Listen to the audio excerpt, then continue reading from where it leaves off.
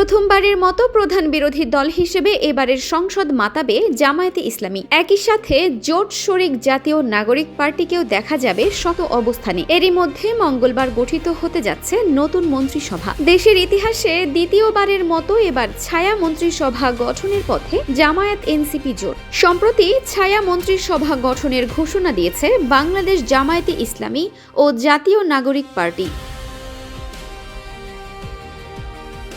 দুই দলের শীর্ষ দুই নেতা সামাজিক যোগাযোগ মাধ্যমে পোস্ট দিয়ে এ কথা জানিয়েছেন। ত্রয়োদশ জাতীয় সংসদ নির্বাচনে সুনামগঞ্জ ২ আসনে জামায়াতের প্রার্থী ও সুপ্রিম কোর্টের জ্যেষ্ঠ আইনজীবী মোহাম্মদ শিশির মনির গতকাল শনিবার রাতে ফেসবুকে নিজের ভেরিফাইড অ্যাকাউন্টে দেয়া এক পোস্টে ছায়া মন্ত্রিসভা গঠনের কথা বলেন। রোববার ১০টা ১৬ দেয়া এক পোস্টে জাতীয় নাগরিক পার্টির মুখপাত্র আসিফ মাহমুদ সজীব ভূঁইয়া ছায়া মন্ত্রিসভা গঠনের প্রস্তুতির কথা জানান। এক পোস্টে তিনি লিখেন, ছায়া মন্ত্রিসভা গঠনের প্রস্তুতি নিচ্ছে এনসিপি। স্বচ্ছতা ও জবাবদিহিতা নিশ্চিত এবং সার্বিক কার্যক্রমে ওয়াচডগ হিসেবে কাজ করবে ছায়া মন্ত্রিসভা।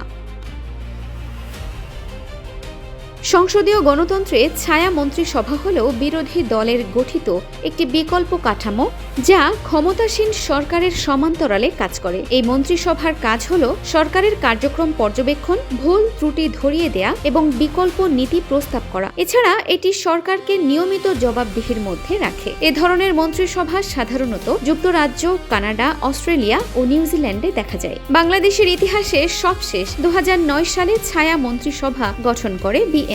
সে সময় ছায়া প্রধানমন্ত্রী হিসেবে কাজ করেন বিএনপির তৎকালীন চেয়ারপারসন খালেদা জিয়া। এছাড়া ছায়া পররাষ্ট্রমন্ত্রী ছিলেন মওদুদ আহমেদ, ছায়া অর্থমন্ত্রী মির্জা আব্বাস, ছায়া স্বরাষ্ট্রমন্ত্রী MK আনোয়ার, ছায়া বাণিজ্য মন্ত্রী ছিলেন আমির খসরু মাহমুদ চৌধুরী। এবারও মন্ত্রণালয়ের ওপর নির্ভর করে দলের সংসদ সদস্যদের নিয়োজিত করতে পারে জামায়াত এনসিপি।